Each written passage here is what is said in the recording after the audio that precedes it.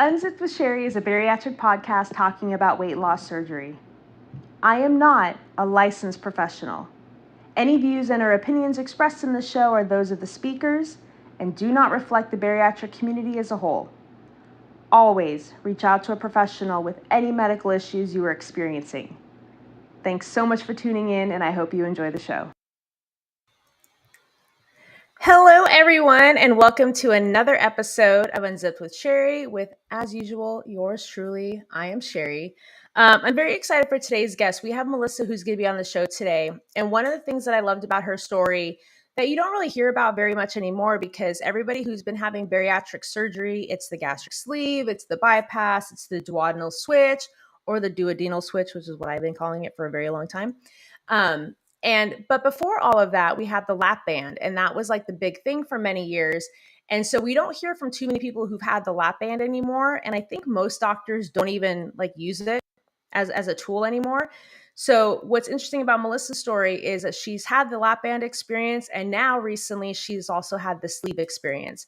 And one thing that we're going to learn on the show is the importance of advocating for yourself. And if you feel like something is off, or if you feel like something's wrong with your body, you keep fighting until you get the answers, because you never know what's going to happen. So I'm very excited that Melissa's going to be joining us today, and we're putting her in the hot seat. So I hope that you're ready. So Melissa, get ready. We're about to get unzipped. We all have a story on how we got here, right? So for me, I used to be over 350 pounds. Until one day, I made the single decision that I wanted change. Weight loss surgery has saved my life, and now I am here for you. I want to hear your story.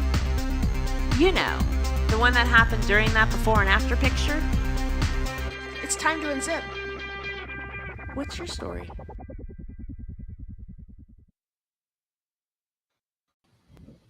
Well, hello, beautiful lady. Hello. Obviously, first and foremost, I wanted to thank you so much for taking the time on my little podcast today to come and talk with us. Yeah, I hope you're excited. I'm excited. I am excited. Okay, good answer. So one thing I like to do on the show at the top of the show is, for people who don't know who you are, don't know your story, I like to kind of peel back the onion a little bit and kind of go over the origin story, like what Melissa was like before the surgery, before everything. So can you tell us a little bit of what it was like growing up, and maybe what led to obesity in your situation? Well, I have a history of obesity on both sides of my family with extended relatives. I have a very large family on my father's side, and several of my aunts weighed in at over 300, probably close to 400 pounds. So it was always something we were conscious of growing up. My mom always made sure that, she never made us feel self-conscious about it, but she always tried to make sure that we made healthy choices and, be active. I am a reader. I'm a bookworm. My preference was to always hole up in my room, with a book, even as a little kid. So, going outside and playing, or taking a walking to the mall. That was big. We would walk everywhere, and we walked it to elementary school, to middle school. And then, so she, mom always tried to make sure we were conscious of that, and tried to be as active as possible. This is the fun. No, this is what happens when you do it live. It's fun. Okay. You're good. So Melissa's going to go take care of that for a second. So if anybody has any questions that you're going to want to ask Melissa during the course of the show, you can start writing them in the comments and leave them in the chats for us. And a little side story, I have met Melissa on TikTok, and that's how we have met. And I invited her on the show because she had a really interesting story that had along the way that I think a lot of people can relate to. So here we are. Are you doing okay? Yes, I'm sorry. My cat knocked my water over and it went everywhere. I apologize. This is why we do it live, because you always expect the unexpected. Well, I was trying to reach and grab her, but I didn't get her in time. I knew she was back there. I was trying to get her. So anyway, You're fine. So we were basically talking about like how your family was fairly conscious about making better choices and walking and having some kind of activity. So what right. started to happen to kind of like change the trajectory a little bit? Well, I mean, I was always a big kid for my age. I was always very tall for my age. So a lot of times people didn't realize how young I actually was because I was a taller, bigger kid. And I don't think I really started being heavier until I was probably, after high school. Mm-hmm. Um, I mean, more family's not small people. We're German ancestry, so we're not small people. I mean, Right. bone structure and that sort of thing. So I mean, I'm 5'8", so I'm pretty tall for a woman, and I've been 5'8" since I was probably 14 or 15 years old. So you And shot up early on too. I think I I mean, was I was like 5'4", 11", I think at like age 10, but by age 12 I was 5'7". Like it like was almost yeah, like overnight. Yeah. right. And so I think what really did it for me though was when my life really changed. I was 21 and I was in a very bad car accident and my leg was broken in several places. So I had to have multiple surgeries. I was in a wheelchair for almost a year. Oh And wow. that, in addition to that changing my metabolism and how my body functioned, I was in a situation where I had to have other people help care for me. And so I had to move back home to my mother's home where she was living with her boyfriend and my sister and her new baby, and my brother also lived there. So it was a very full house. Yeah. And more often than not, how Melissa got breakfast, lunch, and dinner was that somebody would bring her home something, mostly fast food. Yeah. So I mean, not every meal, but at least several times a week. And that and the forced inactivity because I couldn't do anything. I mean, I had to have multiple surgeries. I have a metal rod and pins in my leg. And so I think that is what set me. I mean, I probably gained at least 50 pounds in a year. The And first I imagine, you're 21 years old. This is the time of your life when you go out and be social and really come into your own. And instead, you break your leg, and I imagine that like depression sets in because now you're not being active. You can't go out. You're sitting It around. was You're difficult. you're watching everybody else have fun, and now you're back at home. When you're supposed to be the birdie's supposed to have left the nest, and I can Right, imagine how a lot of those emotions can be relied on with food. And then like it's not like you can just go and cook for yourself. You can't just go and make healthy meals. You're relying on other right, people, and they're looking for a quick fix to help you out. right. I mean, my mom cooked on weekends and evenings when she was home, but I think at the time she was working as a nurse, or she is a nurse, and she was working like a second shift type job. And my sister worked for Walmart at the time, I think, just a customer service manager, and so Hmm. she did shift work. And my brother was also a nurse and he did shift work, and my mom's boyfriend at the time was a tow truck driver and he did shift work. So everybody had different shifts. Right. And so I was the baby bed. The baby slept with me and I held the baby until the baby needed a diaper changed, and then somebody else came and took care of it. Right. you know And so then so how long did it take for you to be able to completely be self-sufficient, like walking again and not be in the wheelchair anymore? it was probably, I'm going to say it was maybe a total of about 8 months before I was really back on my own, driving and living again. It took me a minute to pick that back up because Yeah. I didn't want to drive again. I mean, my mom took me out and bought me a car. Well, I mean, I bought a car, but my mom took me out to go get the car. Basically said, you need to be independent. You need Right. to get back on that horse.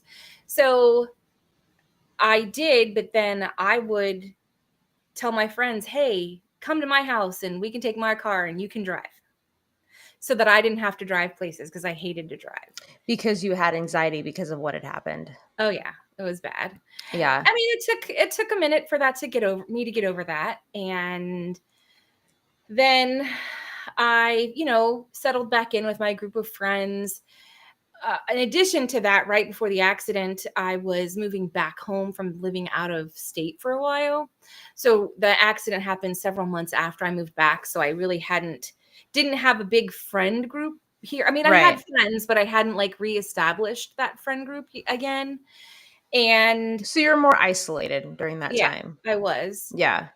And I had also kind of a sad story is that I had a bunch of cats. I've always had a bunch of animals. I'm a rescuer. So, but I had a bunch of cats and I had to rent a house that I couldn't live in because I couldn't live on my own so that my cats had a place to live. And my sister would drive me a couple times a week to go visit my cats.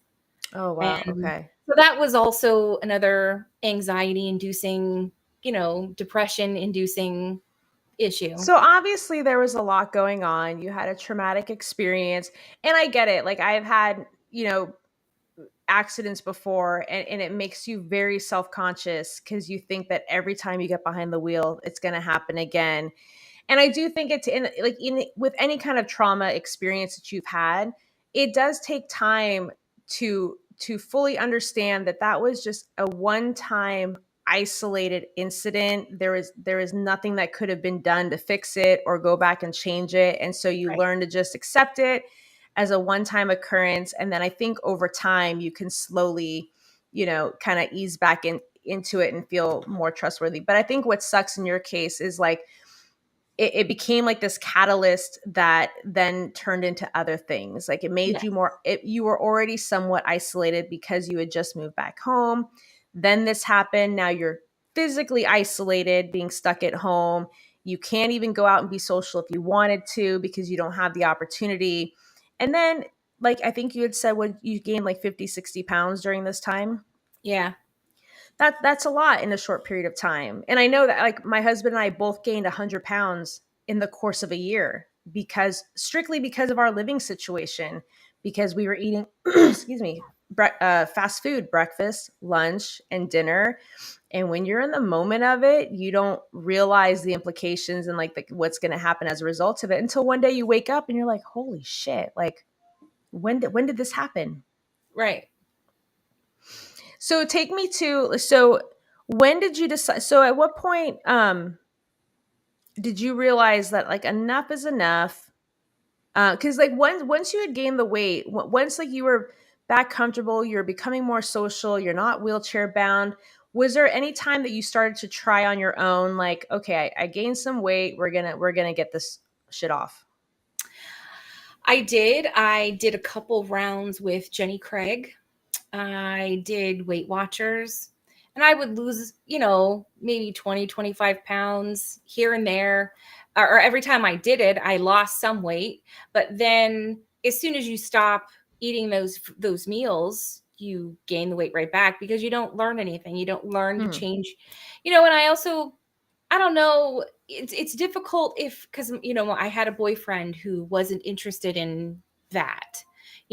He wanted to eat what he wanted to eat, and I wanted to make him happy, so I cooked what he wanted to eat. Right. And I don't want to. I was also when if we would go out, I didn't want to be feel like I was singling myself out and eat differently than everyone else. So I would eat the same foods everyone else ate. Because I mean, when everybody else is going out for tacos and margaritas, and you're like, oh, well, I'm going to have a grilled chicken salad, Mhm. you know. I mean, maybe it's silly to be self conscious about that, but when I was younger, I really was. And, I I think don't I care think it's a lot now. more I think it's a lot more common than you think. We desperately care what other people think, and you want to be part of the cool club, or you want to be doing what everyone else is doing, or you're afraid that if you want to have a salad that they're going to judge you for it. So you're like, Right. well, I don't want to be judged. I'm going to eat what you're eating, but like, I do feel like that changes with age. I don't know about for you, but I feel like I got to a certain age where I'm like, I don't care. Like if I, Right. even like post-op, and we'll get into all that too.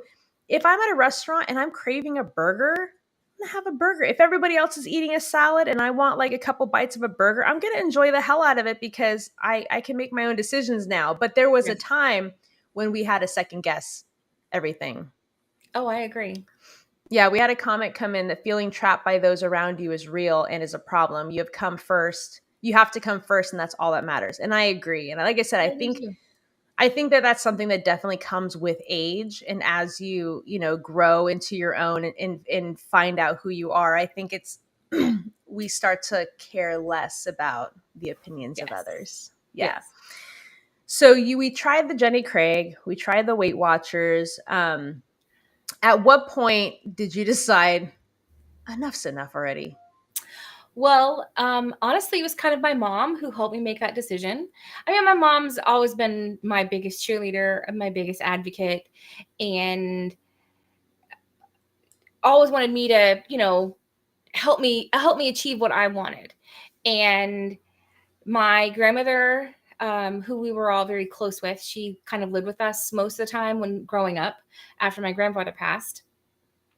She passed in 2008, and she left each my brother and sister and I some money. Not tons, but Right. my mom combined some of her money with that money and told me, because insurance didn't pay for weight loss surgery in 2009 and 2010, Right. and so she told me, if are you interested in doing this, because she would help me. So I said, oh yeah, I'm all about it. And I did all the research. I went to and met the different doctors, because they all had like little meet and greet things where you could come and they would have, you could talk to people who've had the procedure. And I thought about it and I said, well, the lap band seems like the way to go, because I'm afraid of altering things. I mean, it just, the way they make it seem is that the lap band was the best way to go, the way that's going to be the least harmful to your body. Right. People have extremely good results with it. However, the truth is that you're limited in how much weight you're going to lose with that. If you have over 100 pounds to lose, which I did at the time, Hmm. then you're not going to be able to achieve that with the lap band. I mean, I had the lap band for 13 years, and you learn how to eat through it. I mean, just like with the Right. sleeve or the bypass, you can still eat through them. There are just a tool. But the limitations with the lap band is that it's tightened as tight as it can go. It's restricted as tight as it can go. I can't drink anything fast. I can't eat bread. I am really restricted on how much I can eat and what I can eat. And it doesn't, I didn't lose more than 60 pounds with it. I mean, I lost Really? weight. I lost like probably 80, 85 pounds total in the first year after surgery, but I wasn't able to keep all of that off, you Got know. it. The highest level of weight loss that I was able to maintain was about a 60-pound weight loss, and I kept that off for probably about 7 years. I think it was about 7 years, until I started regaining and having more and more health issues that were not necessarily related to Right. the lap band or its not non-function. It was because I had other health issues that but overlooked, because, oh well, you're just a fat girl, put the fork down. And that's one thing that I really wanted to share your story because I can't tell you how many times I've talked to people, and myself included, where you go to a doctor because there's something wrong. Like with me, my knees were very, very painful at 18 years old. Yeah, I was overweight. I was in the 200s, but I wasn't nearly where I was at my worst 10 years later.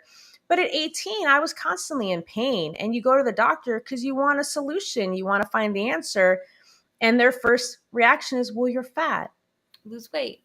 lose weight. And then like I cried because he hurt my Hmm. feelings. And then I'm walking out with Prozac because apparently I'm depressed because I cried in the doctor's office. Really, I cried because you called me fat. Like that's why I cried.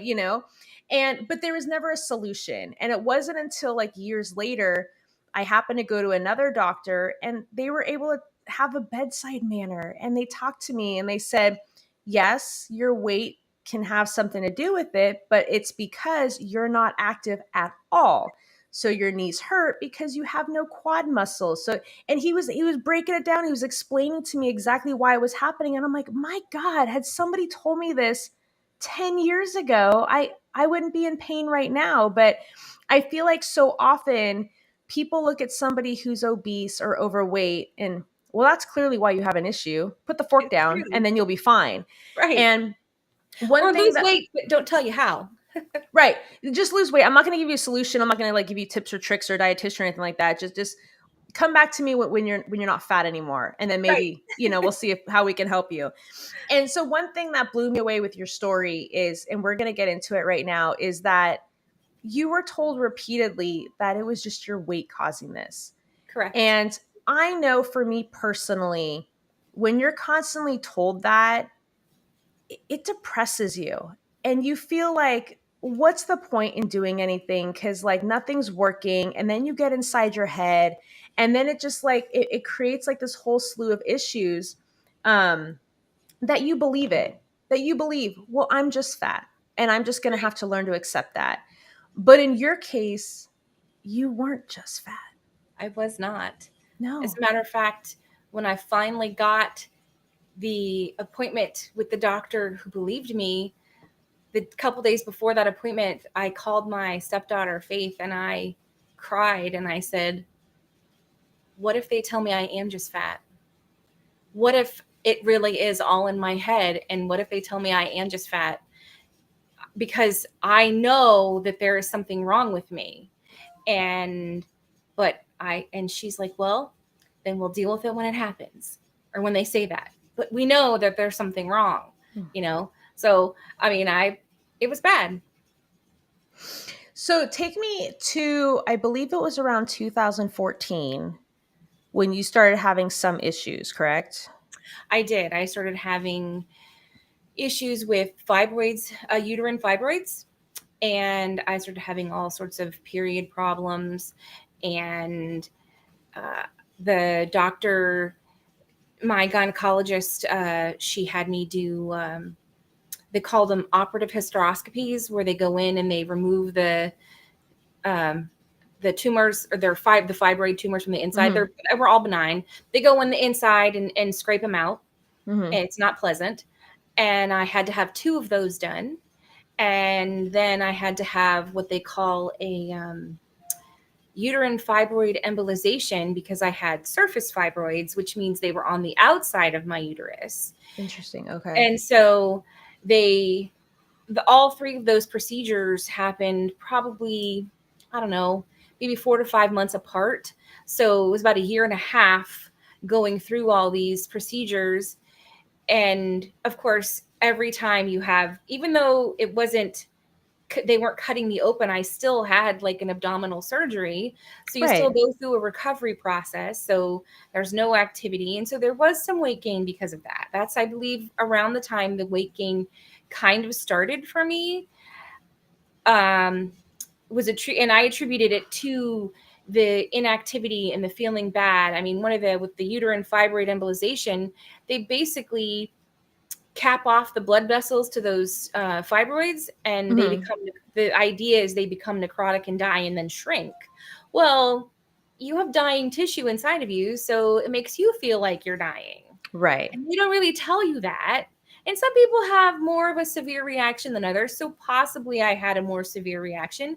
But I felt like I had a bad flu for 3 months after that procedure. And not in addition to having the abdominal pain from having the procedure Mm-hmm. done. So it was like I had a bad period for 3 months. Right. And lots of bleeding, and it was, none of it was pleasant.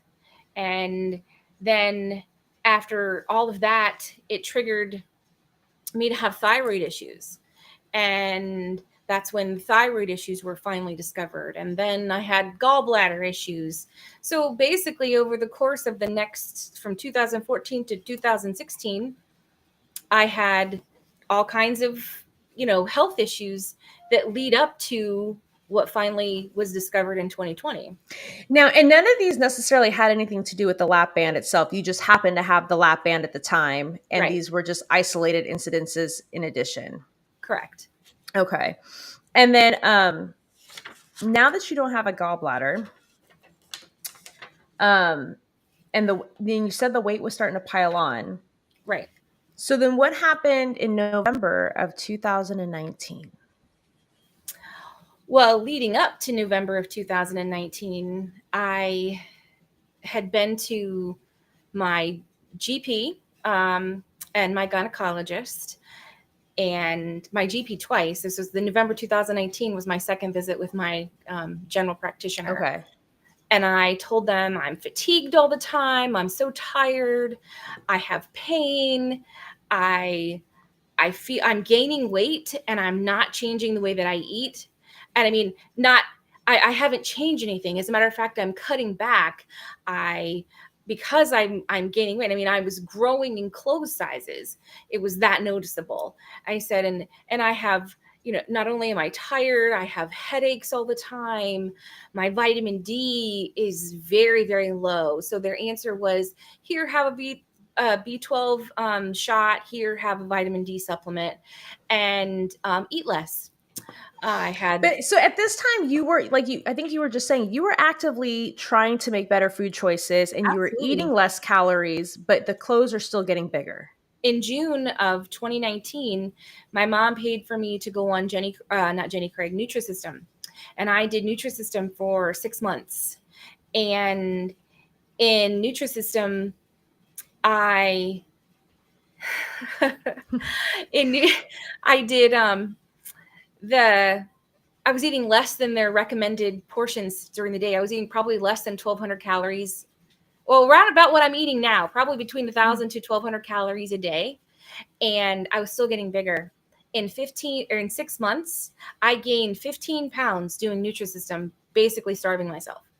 And I grew 2 pant sizes. I was wearing like a 32 pants and maternity shirts because I couldn't get shirts to fit me right. And people started asking me if I was pregnant all the time. Oh, that's the worst. Because I was huge. I've been asked once if I was pregnant. All the time. I would get it. I worked as a restaurant manager. I had on the weekends, I did part-time. I filled in part-time. And people would help me carry stuff because like, oh, you shouldn't be carrying that in your condition. I'm like, okay. I just got tired of explaining, so I went with it. So the weight that was gaining was a lot of it was isolated around your abdomen solely. It was like Yes. you weren't really gaining it in your face or in your legs or anything else. As a matter of fact, I looked sickly in my face because my face got so skinny. My arms got so skinny. My legs didn't. My legs kind of truncated because of all the water weight and because I was not able to move. I mean, I was in pain all the time because I hurt so bad I couldn't move.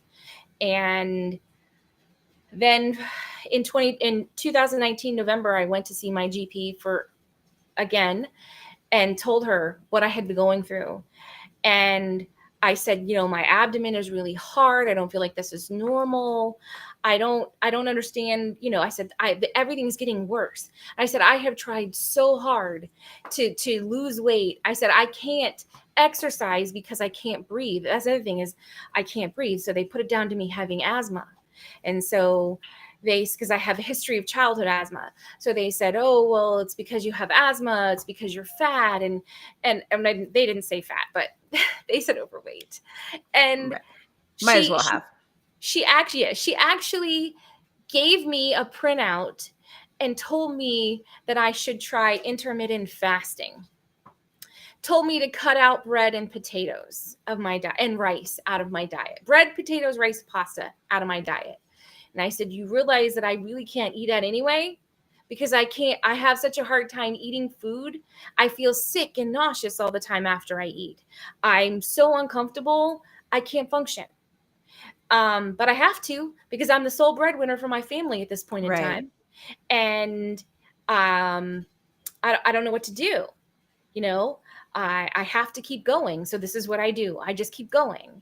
And so I left that day completely devastated because she didn't even order an ultrasound, a CT scan, nothing. Nothing to try to find any other because No, clearly you're I'm just fat. fat. I'm Put the clearly I'm fucking just fat. fork down and go Right. about your day. Right. I went to this. I had a personal trainer who trained the stars, and our sessions were made of him name dropping all the people that he would work out with. And I was like, oh, great! If he's working on Taylor Lautner and getting him ripped abs, I'm 300 and something pounds. He's going to give me amazing results. And everything, I did everything to a T, and it wasn't working, and weight wasn't coming off, and it was, you're not trying hard enough. You're lying to me. You're eating more than you should. And I'm like, I don't. The worst thing is like when you're giving it everything you have because you genuinely want it better and you're putting the work in. And when it's not going your way, instead of thinking that there could be another explanation for it, they look at you, they give you a label and been like, well, if you're fat, you're lazy. So Exactly. go walk a little faster or cut out some more bread or eat 600 calories. And you're like, I feel like at this point, I could literally starve myself for 3 days and I'm still going to go up in a pant size because obviously something's wrong. Right. And nobody cared.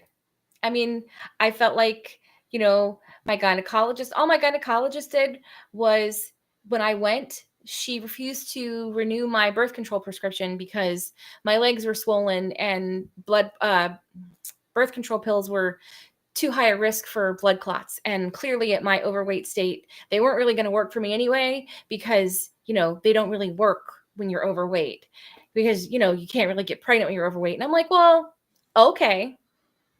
It's so weird. People get pregnant all the time that are overweight. I don't know. That's just what she Okay. said. All right. So I didn't go back and see that doctor again. Okay, I'm glad to hear that. So then what happens next?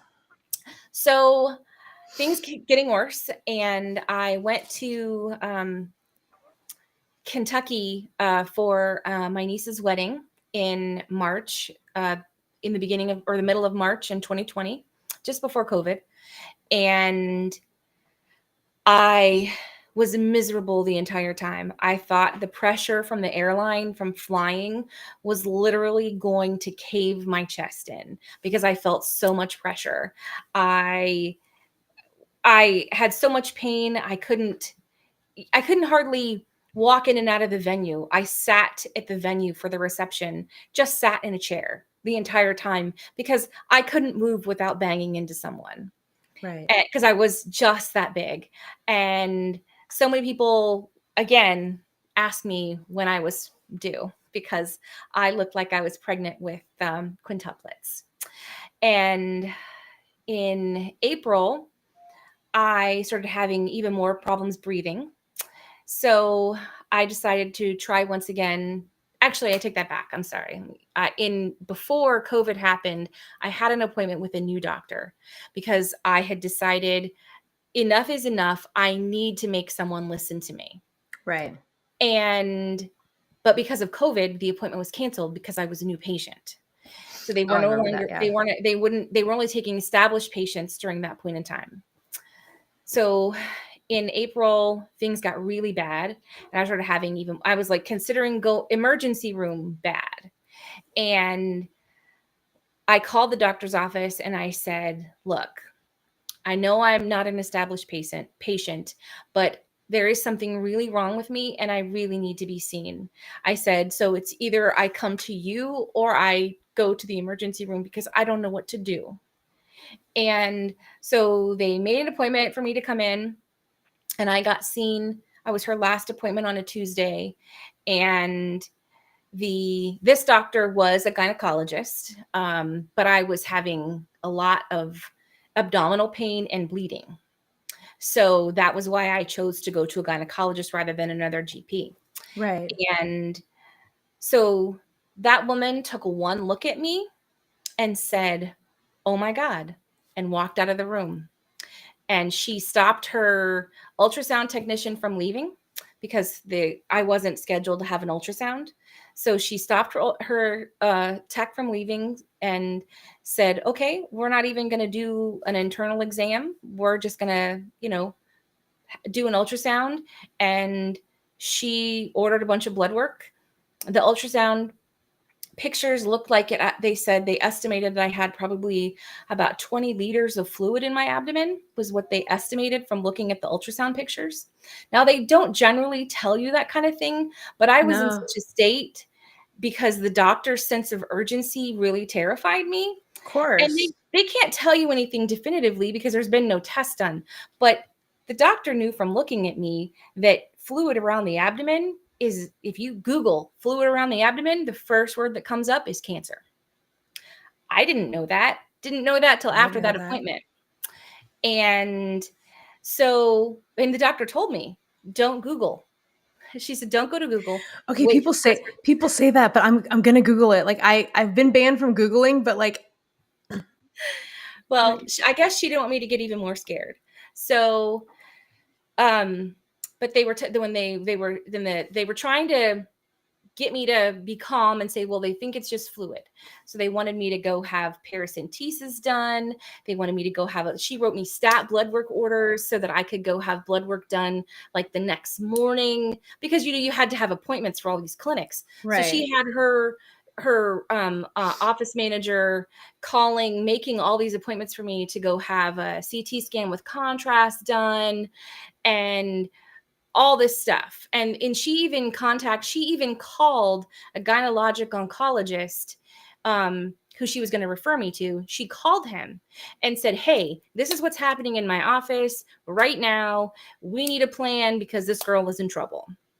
And because of COVID, it's just, things did not progress how we wanted them to. Right. So Friday afternoon, when I couldn't go get a test done that they wanted me to get done, and I'm crying and I don't know what to do, and now I'm terrified because I don't have any results at all back, but now I know that it could be cancer. She told me, go to the emergency room. She said, come to my office, get all your test results that we have, and go straight to the emergency room. And she called the hospital and talked to the ER doctor. I mean, how does that? I mean, this woman has never met me before, and This was the first appointment. this was my first appointment with this woman. I've never met her That's before. incredible. And she was so compassionate and so caring. Her whole staff was, okay, we have a problem. Everybody went into like crisis mode. Like everybody, like they're doing their part to help me get what I need. And even when I called the on-call, like the after hours, I called the number after hours and I left a message. The doctor called me back because I didn't know what to do. And I couldn't get in for the test, but their office hours were so limited because of COVID Right. that, but the answering service passed the message on to her, and she called me back and said, I'm going to have so and so do this, so we'll call you back. So they did. And so I went to the emergency room. One of my friends took me to the emergency room. I was so big, I drive a big SUV. I was so big that I couldn't fit in the driver's seat of my SUV without the steering wheel digging into my belly. And it turns out that the results from the CT scan showed that I had what they call a mucinous tumor. It was fully encapsulated, but there was that what the ultrasound technicians saw in the scan that she thought was fluid, that the doctor thought was fluid, turns out to be a mucinous tumor. And the mucinous tumor, on the ultrasound, it looks like fluid because it's Right. mucin, so it looks like your tissue.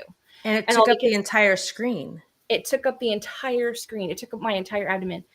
And so they at the emergency room said, well, which hospital do you want to go to? Because we don't have a gynecologic oncologist on staff here at Trinity, but there's 4 hospitals that we can take you via ambulance to. Which one do you want to go to?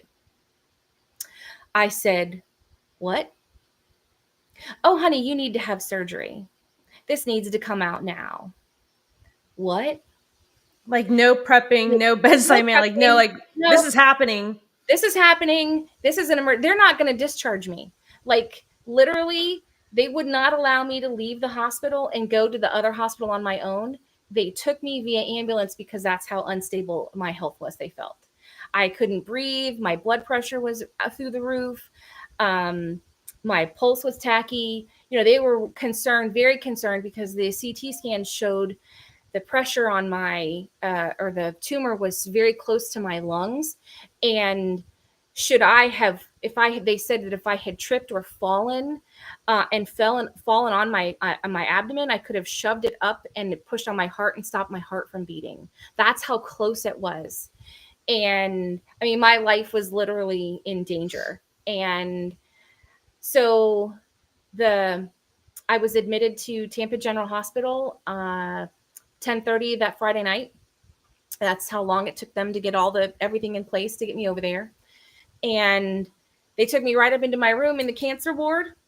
And the next morning at 6 o'clock in the morning, the oncologist and his entire team were in my room, had already reviewed my files, had already seen all my test results, and my blood work had all finally come back. And they had it all. And he said, no, we're not doing any more tests. You're having surgery. That's it. That's what has to happen. We don't know if it's malignant. At this point, we don't care, because the tumor it's just got to come out at this point. The tumor has to come out. And I cried and I said, okay. And, I'm alone. It's COVID. Nobody can come see me. Nobody can come into the hospital. And he said, well, because he wanted to have enough time in the OR because they didn't know what they were going to find. So he wanted to have extra time in the OR. So I had to wait until Wednesday for my surgery. And so I was in the hospital for 4 days until my, for surgery. And then they took me in, and there was 4 doctors in there. As a matter of fact, there was quite a few people, because it's a Tampa General Hospital, it's a teaching hospital. So there was, I had to sign all the paperwork saying that they wanted to film it and take pictures and all that, and have people observe. And I was like, sure, go ahead. And because I can't, at this point, I still can't imagine that that's just one tumor. I'm thinking it's just maybe, like this kind of tumor, and the rest was really fluid, because I'm not really comprehending what they're telling me. No, and everything's happening so fast. Like, you were just going in because of pain, and now you're being ushered into another hospital, and like, hey, sign this release form, like you're a monkey in the cage, and we're gonna take pictures, and we're gonna video you, and you're gonna put you on display, and we're gonna learn from you. And you're like, I just want to not be in pain. But at this point, and I can't even imagine like how scared to be in a hospital, and you can't have somebody with you, and you can't have somebody that you love just be like, you're going to be fine. We're going to be here for you. Like, you're just literally alone, like a lab rat. Right. My mom drove down from Georgia with my sister, and my sister was only able to stay for a couple days, but my mom stayed for probably 2 weeks and didn't get to see me until I got out of the hospital. She came, or she was here at my house when my brother brought me home. Right. Because, nobody could come to the hospital and see me. So, but she stayed until I was home. She stayed for a week after I got home. But it turns out that the day of surgery, they took out the tumor, and just one of the I had ovarian cancer that went undiagnosed for probably over 2 years. And one of the tumors on one of my ovaries was over 50 pounds. 50 pounds. 50. Holy fuck. That's why I looked like I was pregnant with quintuplets, because I was. That I gave birth to the equivalent of 5 10-pound children. And my other ovary had a tumor that was about 8 pounds, and that was the size of like a woman's softball. The old school, the big ones. And so the day of surgery, with the fluid and all the parts and everything that came out, I lost about 80 pounds in surgery. In a day. 80 pounds in the matter of hours. Right. The next day, they came into my room, and the nurse asked me the doctor asked me how I was feeling, and I said I haven't been able to breathe in years. I can breathe. I can take a deep breath. I have maybe asthmatic conditions when I get sick, but I don't have active asthma. I can breathe now that there's nothing pushing on my lungs. Like it's so frustrating to be told you're just fat, you're just like whatever, and all it took was like one doctor to just look at you and be like, there's something wrong with this chick, there's something more. A simple test A could simple have test. fixed a simple test could have fixed everything Yes. 2 years ago. But instead we look at people who are overweight and be like, just fucking work out for a little bit and then you'll feel better and then everything will be fine. Well, and the mucinous tumors, those type of tumors, they continue to grow and grow and grow. So, I mean, the history of that type of tumor is, back in the day before they knew what they were. I mean, they can grow on mucinous tissue, which is why they call them a mucinous tumor. A mucinous tissue is your appendix, your um, abdominal wall, ovaries, the spleen, the gallbladder. Those are all types of mucinous tissue that you have in your body, and who knows what causes these types of tumors to grow. Right. They're not always cancerous. They're not always malignant. And this is not like this these symptoms were lasting for a couple of years. This is not something that Right. just like No, grew overnight. This was it's something that not. was slowly turning. And had you not found that other doctor, like how much longer would you have had before it finally did burst or, got to the point where it completely suffocated you from the inside entirely? Right. Who knows? And I mean, and having a mom for a nurse and a brother for a nurse and several really good friends for nurses, I'm not I'm not afraid to advocate for myself, but after being told so many times by multiple doctors that you're just overweight, you just need to lose weight, I don't know. I didn't know what else to say. I feel like I'm asking all the right questions. I'm saying all the right things, but no one's listening to me. And if these guys aren't going to listen to me, who else? No one else is going to listen to me. Right. And And the problem is we revere doctors. They're the right, healers. We put them on a pedestal like they're going to cure us. So when they keep telling us that there's nothing wrong with us, it's just us, we tend to believe them. right. You know, that doctor may see 50 patients in a day, but as a patient, I only see one doctor in a day. And their words have weight, and the things that they say matter. And if they don't listen, if they don't take the time to listen to what you have to say, then it's devastating.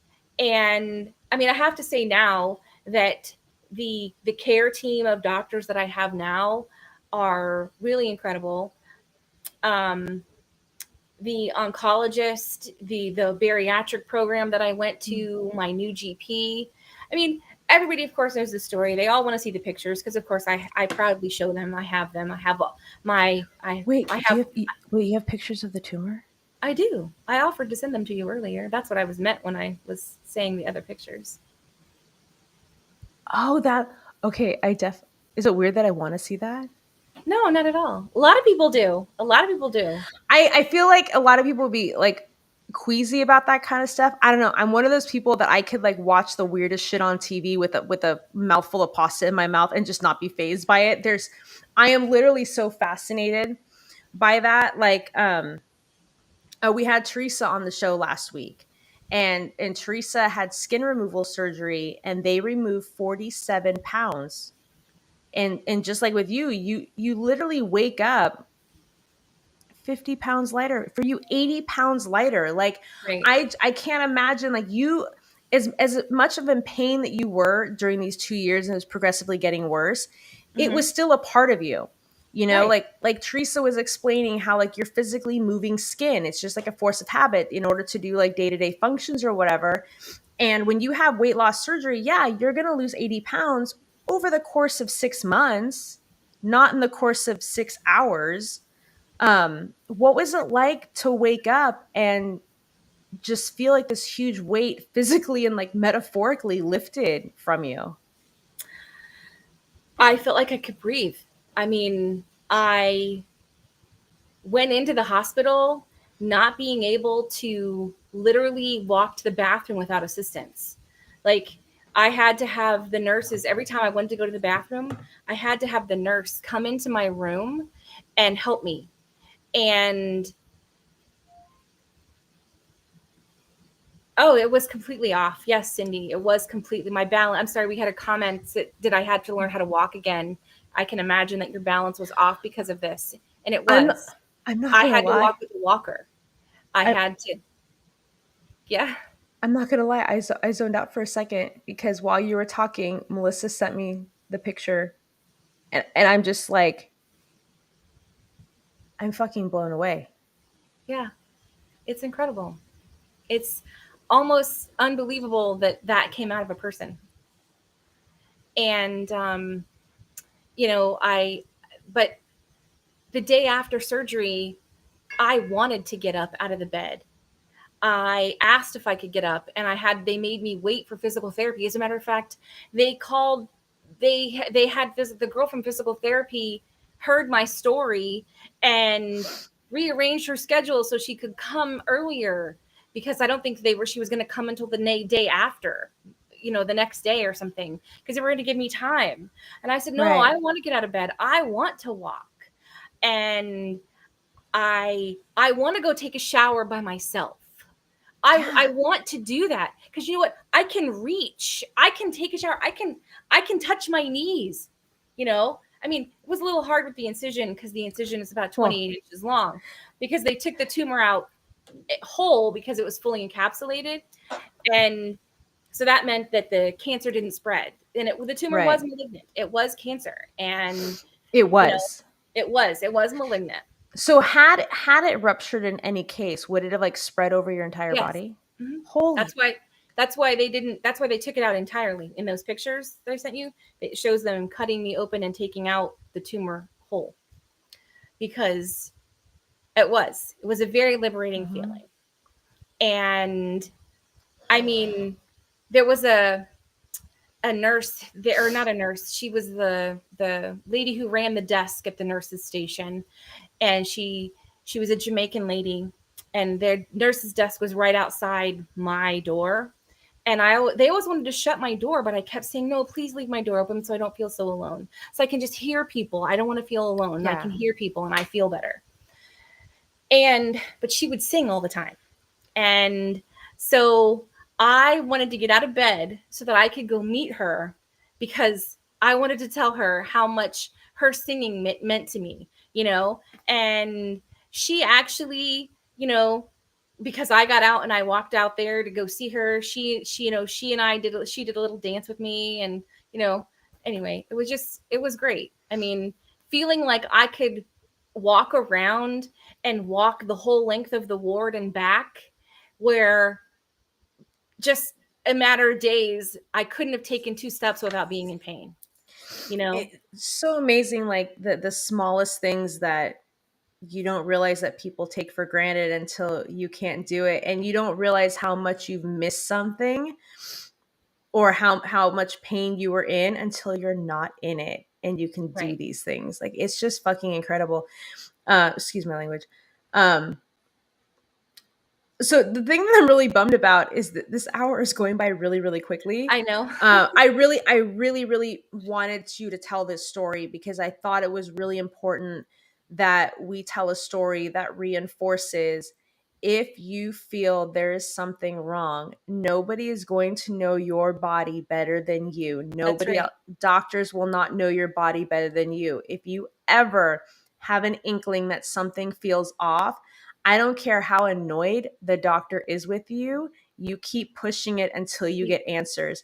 I mean, like in my case, when I had my nervous breakdown, like I was convinced that something was wrong, and I kept going to the doctors, and they kept telling me it's all in my head, it's all in my head.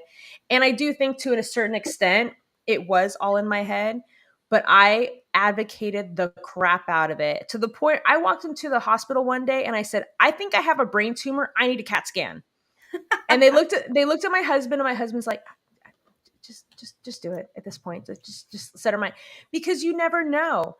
Because Right. what if I did advocate for it and something was there? And now, obviously, thank God there wasn't. A lot of it was in my head because of what I was going through. But sometimes all it is you just keep demanding and demanding. I don't care what it costs. I don't care what my copay is. I either want the peace of mind, or if I genuinely think that something's wrong and something is wrong, I want a solution on how to fix it. Just Right. don't look at me like I'm fucking crazy or I'm just freaking fat, and then that's the end all be all. Right. Advocate for yourself. And if you're too shy or you're too scared to do it, talk to somebody, have somebody advocate for you. Right. Find another doctor, call the hospital. The hospital has patient advocates. Go to the patient advocate and tell them, I need help because this is what this doctor said to me. And all doctors are affiliated with some hospital or another. I mean, maybe your GP isn't, but if one doctor tells you no, go to the next. If you don't get an answer, if nobody listens to you, I mean, that's the lesson here. If nobody listens to you, go on to the next person. Don't take no for an answer. Keep asking questions until you understand what's wrong with you. And Mm-hmm. you completely have to be your own advocate. Nobody else is going to speak up for you.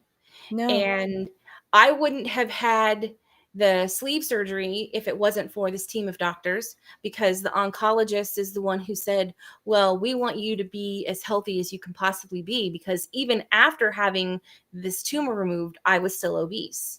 And That's what I was going to ask you, because we don't have too much time to go into everything. And Cindy had a very similar experience with you, where she thought something was off or whatever, and her friends told her, you need to go to the hospital. And thank God she did, because had she not, she would not be here today. So she's another example of how important it is to trust your gut. right, And it's always better to be safe than sorry. I'd rather spend 4 hours in a hospital for nothing than to have thought, I'll be fine, and then right. have something happen. I Um, agree. so after they had removed the 80 pounds, were you still considered obese at that point? Okay, I was almost 400 pounds when they took that got it. tumor. Okay, okay, And so then over the course of the next 6 months while I was healing, because my body was actually so deficient because of the tumor, I actually gained about 30 pounds. But the oncologist said, you know what, that's okay. Because once I was 6 months out, they put me in the bariatric program. They referred me to the bariatric program. And because the oncologist sent me there, I didn't have a waiting period. And he also sent me to the plastic surgeon for the skin removal and the abdominal wall repair, because I have so much damage to the muscle wall in my abdomen.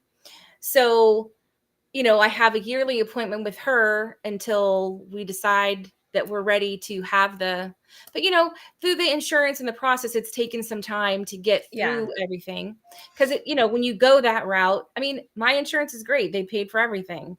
And I mean, my surgery cost me $800, you know, and so it's fantastic. And I'm blessed. Not everybody has that option, but they put me through the program, and there's this team of doctors. Anytime I have questions, every single one of these doctors that I see today firmly believes and understands that obesity is a disease.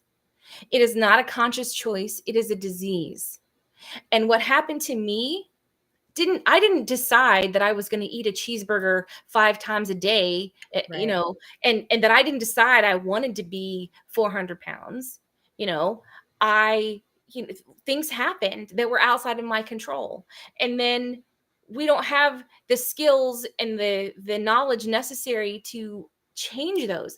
Like the information and the knowledge that I have today, if I had known this 15 years ago, then perhaps some of this could have been mitigated. But the right, doctor doesn't tell you that. They don't tell you, well, this is what you need to do to lose weight. This is how you do it. Let me be a support system for you. Let me right. help you see a dietitian. No, they don't do that. I mean, and Weight Watchers and Jenny Craig and Nutrisystem may work great for some people, but for the majority of us, it's a yo-yo diet. I agree. You know, But it's not to say that other people, I've seen people get long-term results from that. I personally, for me, I find it hard to live your entire life counting every single calorie and stuff like that. I think for me, what works best for me is lifestyle changes and knowing, after a while, even like, cause you had the sleeve in November, right? Of Yes, just this ma'am. past year. So Yeah. you are now, less than 3 months Five post-op. months. I'm almost 5 months post-op. Almost five Okay. months. I just got back from vacation. My math is like terrible right now. So you're like 5 months post-op. And what you're gonna learn as the time goes on right now is eventually you learn routines and you learn Right. like you learn how much your body can tolerate and you can gauge. So I do think that in the beginning, even with bariatric surgery or Weight Watchers or Jenny Craig, I do think the structure works for a lot of people because it keeps you on track. It keeps you focused on your task at hand with each meal. But I do think over time, you kind of just have to learn to do what works for you and you tweak things. And I agree with Cindy. She said those programs don't teach us how to eat. It just teaches us what to eat. And I agree with that. And I think eventually, whether you do Weight Watchers, Jenny Craig, Nutrisystem, you take the pills or whatever the new drugs are right now, you still have to learn what your relationship is to food. And you still Correct. have to change your relationship with food as a whole because, yeah, I'm not going to live off of broccoli and chicken every single day for the rest of my life. But I I had go to get ahead. my head straight. I've been seeing a therapist once a week for a year. And that wasn't just for the bariatric program. That wasn't even because of that. It was because I knew I had a problem. And in order to get the results that I wanted from all of this process, I had to get my head on straight. I had to understand what was wrong with me. I had to understand how to fix or mitigate what I was doing to myself. Right. And I mean, for the first time in my life, well, I shouldn't say the first time in my life, for the first time in probably 20 years, I weigh less than 300 pounds. It's pretty And freaking cool. it is. I can walk on the treadmill. I can do 3 miles in 30 minutes. And as somebody with a bum knee who's fat, that's amazing. Mm-hmm. You know, um, I work for a construction company and we build bridges and we have amazing opportunities to be able to go out in the field and see how this coolness happens. But I could never before climb a barge ladder to get up on a barge. Mm-hmm. So I never was able to partake in any of that. And guess what I did this week? What did I you do this climbed week? up a ladder and went on a barge and got a lesson on how to operate a crane on a barge, you know? How amazing So is that? it's amazing. It makes me want to cry, you know? And I feel better mentally, emotionally, physically than I have probably the majority of my adult life. I just, your story absolutely fascinated me. And I mean, obviously, there's a lot of things that we can go back in time and change and have done things differently. I mean, that's not an option for us. But I love that despite what you've gone through, you never stopped fighting. You kept pushing through. You did not let it consume you to the point where you threw in the towel and just admitted defeat, even if you didn't know what the end result was going to be. And even if you didn't know what steps to take to overcome it, you just knew that you wanted to overcome it. Right. And that kind of mindset is what really separates people from being great or falling behind. And so, um, I thought it was really important for you to share your story on Well, this thank you. podcast, and I wanted to give you a platform because I think a lot of people can resonate that there are days, even with bariatric surgery, like there are days where you feel like nothing's going your way and you're questioning everything, or sometimes you're doing the same thing over and over and over again and you're not getting the results that you want, and it's so easy for us to throw in the towel. And in your case, obviously it was an extreme. It had to do with, there was obviously a medical situation that you were dealing with, but the point being is everything that you were trying, it wasn't working. So Right. what's the next thing? Move on to the next thing, and you keep finding the next thing until you find what works for you, whether that's in your health, like when it comes to having a medical issue, or when it comes to any kind of a weight loss program. You keep moving on to the next thing until something sticks and you get the results that you want. Right. Don't give up. Yeah, and you don't freaking give up, like, ever.